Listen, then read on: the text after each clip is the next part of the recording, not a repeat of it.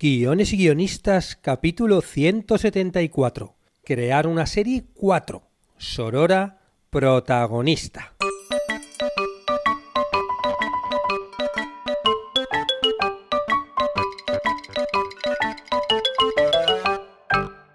Buenos días a todos, bienvenidos a Guiones y guionistas, el podcast con el que todos podemos aprender a hacer guiones y en el que la guionista es la reina. Cada semana salimos al aire con 2 programas en los que vemos un nuevo elemento, técnica o herramienta para que sepáis más del sororo mundo de las guionistas y el hermoso arte de los guiones. Hoy volvemos con Sorora, la serie que estoy creando en directo en el podcast junto a Andrea Trechan. Hasta ahora hemos visto cómo surgió la idea y nos hemos documentado con una entrevista y con un libro. Hoy comenzamos a desarrollar a la protagonista, Sorora.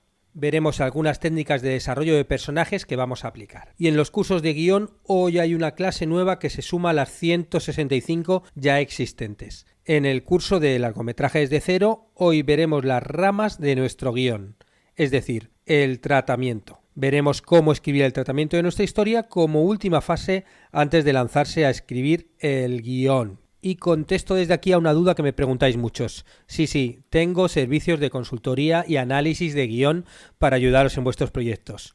Hay varios tipos de consultorías, desde análisis de proyectos y guiones que ya están terminados hasta otros que están en fase de idea y que yo os ayudo un poco a desarrollar.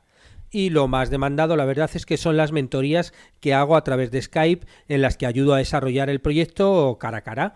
La verdad es que son muy efectivas porque hay mucha interacción, ¿no? Uno dice una cosa, el otro pregunta y como me podéis preguntar cualquier cosa y yo ya me he leído vuestros proyectos, la verdad es que son como muy efectivas. Y por cierto, como algunos me habéis pedido algún tipo de rebaja para superar la cuesta de enero, ¿no? Estamos en época de rebajas, hay que entenderlo así. Bueno, pues vuelve la promoción de planes y generadores gratis con la suscripción a los cursos.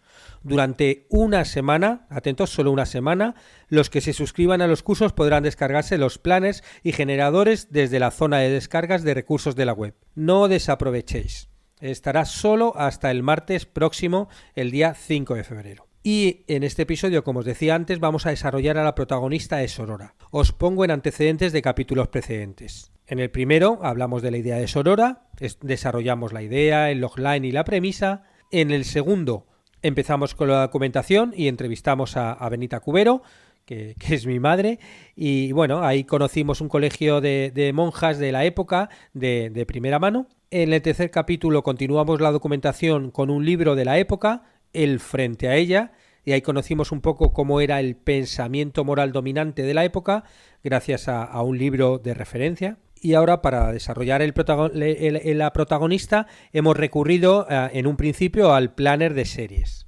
Lo primero que aparece en la sección de personajes del planner de series es el nombre. Y ahí surgió, claro, el primer debate. Porque, claro, nosotros queremos que la serie se llame Sorora, por lo que pensamos que su nombre auténtico debía empezar por Ora. Y así, cuando viaje al pasado y se haga pasar por monja, surgirá el nombre de Sorora que da título a la serie. Y Andrea y yo empezamos a repasar todos los nombres que comenzaran por Ora. Y así es como llegamos al nombre de Oralia, que es una forma del nombre de Aurelia. Y la verdad es que nos gustó, con lo cual nuestra protagonista se llama Oralia. Pero todo el mundo la conoce por Ora. De hecho, sus amigas se ríen de ella porque es bastante obsesiva con la puntualidad. Hay juegos de palabras entre Ora sin H y Ora con H, claro. La abuela de Ora era farmacéutica y ella fue quien le introdujo en el mundo de las recetas, las plantas, los medicamentos, porque cuando era pequeña Ora ayudaba a su abuela a hacer las mezclas de sustancias con las que fabricaba remedios y medicinas. Ora tiene 24 años y ha terminado la carrera de Ciencias Químicas. Es licenciada y está preparando en este momento una tesis doctoral sobre los efectos de las drogas, de los estupefacientes en el organismo. Pero como Ora es una mujer de acción y una mujer de su tiempo, de ahora, además de los estudios teóricos, está probando todas las sustancias ella misma y lo está documentando todo en un canal de YouTube. Bien modernito todo. Y en su canal de YouTube, Ora graba vídeos en los que prueba un estupefaciente o una sustancia alucinógena y habla de sus efectos. Pero claro, son vídeos divulgativos, no es me voy a drogar por me voy a drogar. No. El objetivo es divulgativo porque ella se graba mientras está experimentando y lo que hace es ir relatando sus experiencias a tiempo real. Y después explica las consecuencias y los peligros de cada sustancia, tanto, yo que sé, las intoxicaciones que puedes tomar si tomas más de la sustancia adecuada. Incluso ella, bueno, pues da especificaciones de los gramos o cantidades que se puede tomar de cada sustancia y dependiendo de lo que tomes, los efectos que tiene, ¿no? Y bueno, también te habla, por ejemplo, de las resacas, ¿no? No solamente cuando lo tomas, sino los efectos que genera después en tu organismo y, bueno, con el tiempo, ¿no? Al día siguiente o incluso algunos días, bueno, pues un poco qué es lo que provoca en tu cuerpo. Y claro, lo curioso de todo esto es que el canal de YouTube forma parte de su tesis doctoral, porque Ora no solo quiere hablar de los efectos de las drogas, sino también de su comunicación, por lo que las publicaciones y los comentarios del canal de YouTube también entran dentro de su estudio. Y después de situar un poco al personaje de Ora, pensamos en desarrollar un poco su personalidad. Y entonces ahí se nos ocurrió utilizar los arquetipos de Jung. Yo ya hice un podcast hablando de los arquetipos de la personalidad de Jung. Bueno, de hecho hice 2, de los cuales en el primero hablé de los 6 primeros y en el segundo de los 6 posteriores. Os pongo aquí el enlace por si acaso no los habéis oído y queréis oírlo. Y bueno, lo que hacía yo en estos podcasts es contar cómo, según el psicólogo Jung, en el inconsciente colectivo existen unos arquetipos que son universales para todos los humanos. Y estos arquetipos o personajes míticos son utilizados por los humanos en su mitología y en las obras creativas desde el comienzo de la historia. Y si son tan utilizados y populares es porque reflejan la condición humana. Bueno, la creación de Sorora tiene algo de experimental y algo donde, bueno, Andrea y yo vamos un poquito también utilizando muchos de los elementos y productos de los que hablamos, de los que hablo en el podcast, ¿no? Por ejemplo, pues el generador de ideas para surgir la idea, luego estamos rellenando el planner de series, con lo cual pensamos que estaría bien pensar cuál de los arquetipos de personalidad de Jung correspondía ahora.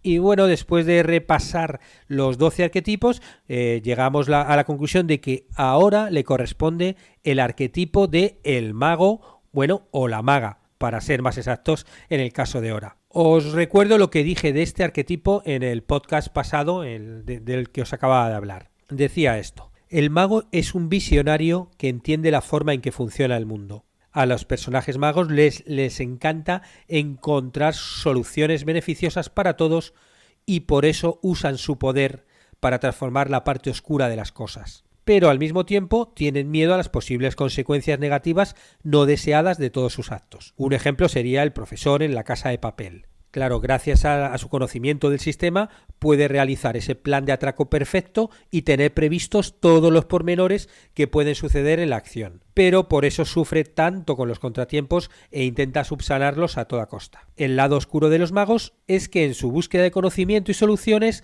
a menudo se vuelven manipuladores. Buscan que los sueños se hagan realidad, pero a veces a un costo muy grande.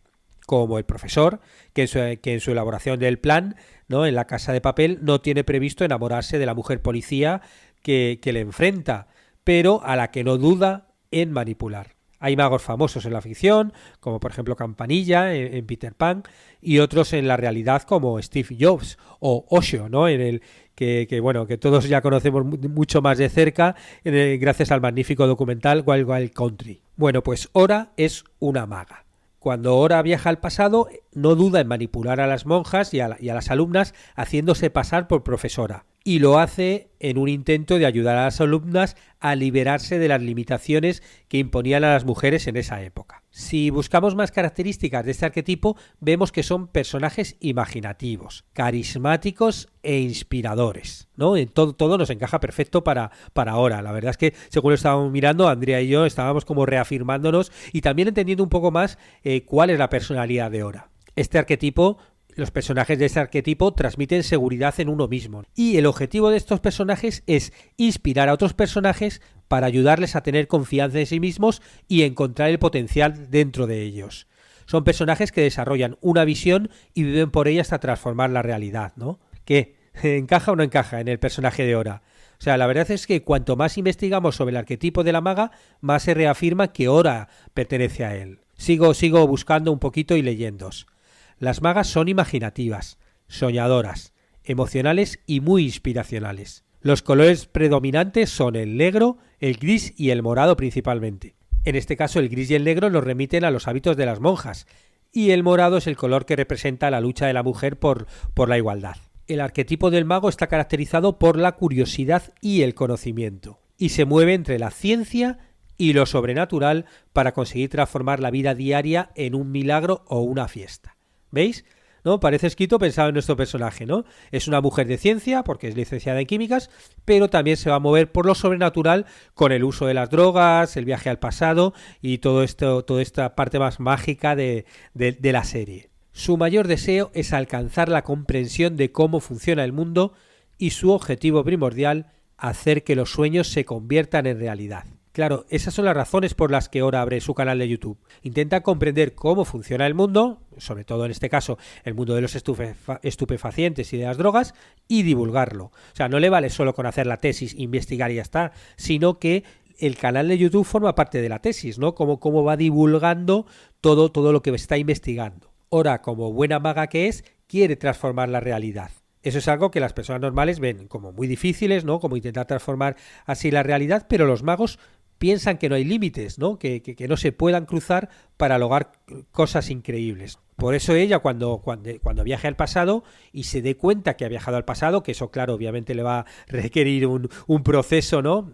Porque claro al principio va a pensar simplemente que son los efectos de las drogas, ¿no? Y que está ahí con las monjas, pero claro cuando comprenda que ha viajado al pasado y que está allí, ella va a querer transformar esa realidad, cuando vea la realidad en la que se mueven esas jovencitas en el colegio de monjas. Y vemos también algunas características más de los magos, ¿no? De las magas, que también tiene Ora, nuestro personaje protagonista. Curiosidad intelectual.